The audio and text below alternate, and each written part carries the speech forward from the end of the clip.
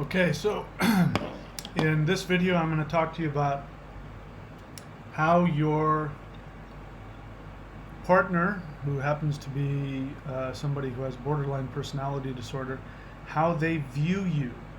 How do they see you? How do they experience you? So first let me just say that I'm not here to bag on people with borderline personality disorder. I don't judge anybody for anything that they deal with. I myself deal with all kinds of stuff that I've needed to get help with.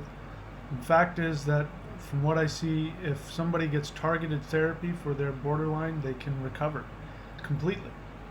And I don't understand how that works, but I do know that if my experience with borderlines who are untreated is that they are impossible and extremely harmful and toxic to be around. And again, that's not their fault. They went through a lot, and we'll talk about that, why that is. So they went through like unbelievable conditions, and they live in unbelievable conditions every moment of every day. It's very, I have nothing but respect for people who can live with that. I don't know that I could do it. So with that in mind, let's talk about how they view you. So if you're in a relationship, I'm only qualified to talk about romantic relationships, but this may be true for other kinds. But if you're in a romantic relationship with somebody who has borderline personality disorder, you may be thinking that they view you similarly the way you view them. You may be thinking that they see you as an adult, as a partner, as an equal, as a friend, and they may even come across that way very much of the time. But they don't view you the same way you view them. And this is the thing. The thing is, you only know what you know. And you don't know something different until you learn something different. So it's not like they're wrong for this is how they view you. They can't help it. This is the way that they've been wired based on their past. But if they're not familiar with it and gone through some kind of therapy, then this is how they're going to view you.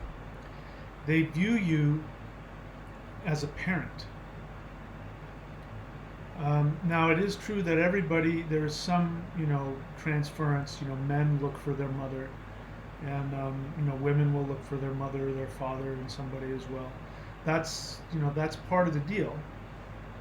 But they literally, from an emotional standpoint, look to you in exactly the same way as a 2-year-old looks at their parent. That's why they go from you're the best to you're the worst. That's why that happens. Because it's just like a 2-year-old. So think of what a 2-year-old is like.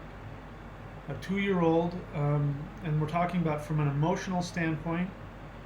I don't know what other, brain-wise, or I don't know enough about that, but they can be extremely high functioning and extremely intelligent and very sophisticated, PhDs and all kinds of other things. But when it comes to especially romantic relationships, they are emotionally looking at you as though you are their parent. The girl I was with was almost 20 years younger than me. Surprise, surprise. She had only dated older men, sometimes really a lot older than her whole life. Surprise, surprise. She obviously has daddy issues. But it's also because she is borderline. And what happens with borderlines, you can study and research this, but as I understand it, when a child from the age of infancy to 4 lives in a dysfunctional home where the parents are not able to love, nurture, and create boundaries, communications, mirroring, all the things that parents are supposed to do. If they're in a traumatic or neglected experience, and that's one of the worst. I might even say that that's worse Neglect is probably the worst kind of trauma. I mean, serial killers. Serial killers are oftentimes children who grew up in orphanages and were abused. But just neglecting an infant and a toddler for long periods of time is enough to cause this kind of tremendous, horrific trauma to them. And it's I can't even imagine what they go through. It's horrible. I really feel for them. That's why I was so attracted and entrenched in the relationship I had, and why I stayed for as long as I did, and I worked so hard to help her. I mean, it was, when I became aware of, that from my perspective, I researched and came to the conclusion she had borderline. And when I knew what that was, and then when I saw her in some of her, most anxious and depressed states, I mean, the pain in me was horrific, because I could feel what she must be going through, or at least I could empathize. It was horrible.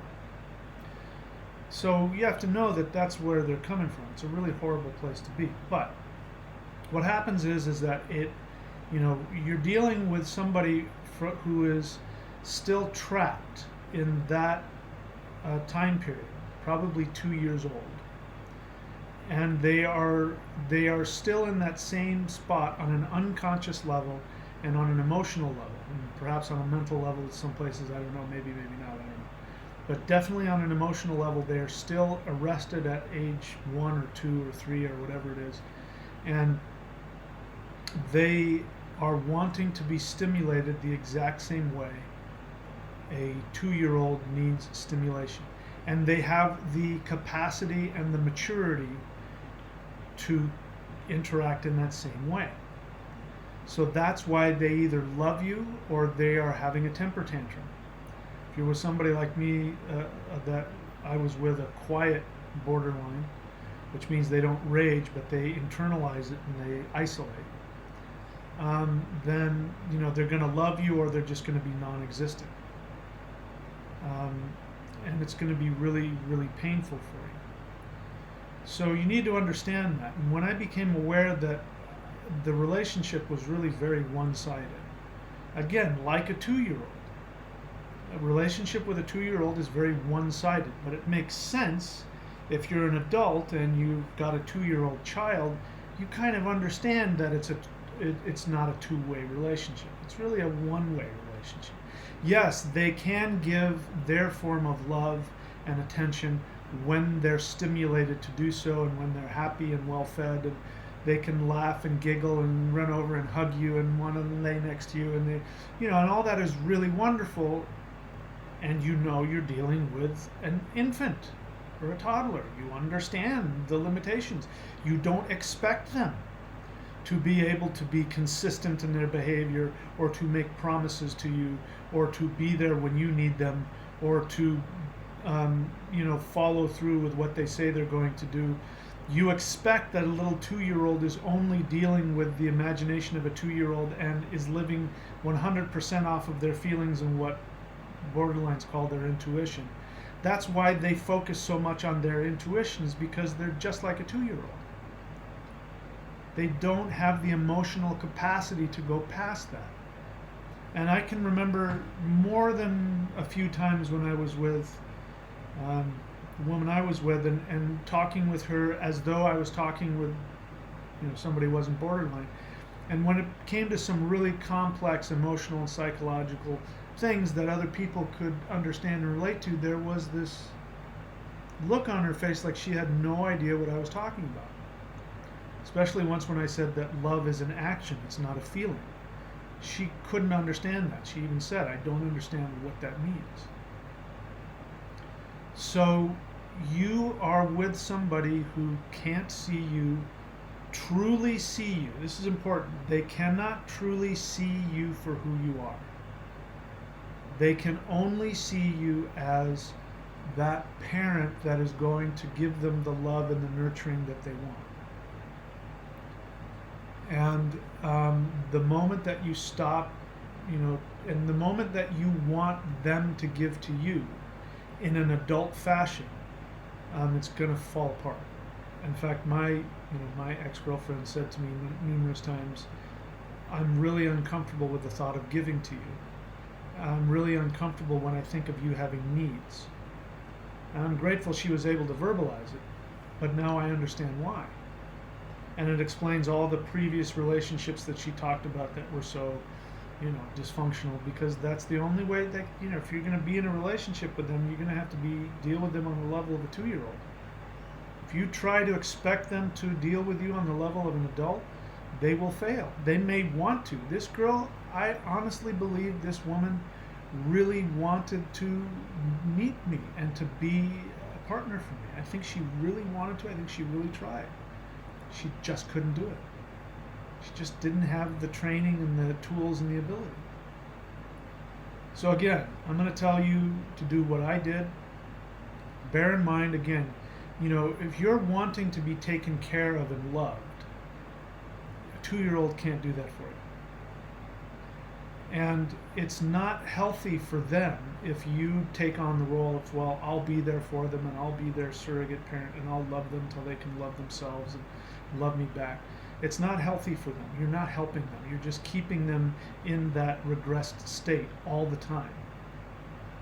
And if you really want to help them, the kindest thing you can say to them is, you love them, but you want to see them get better.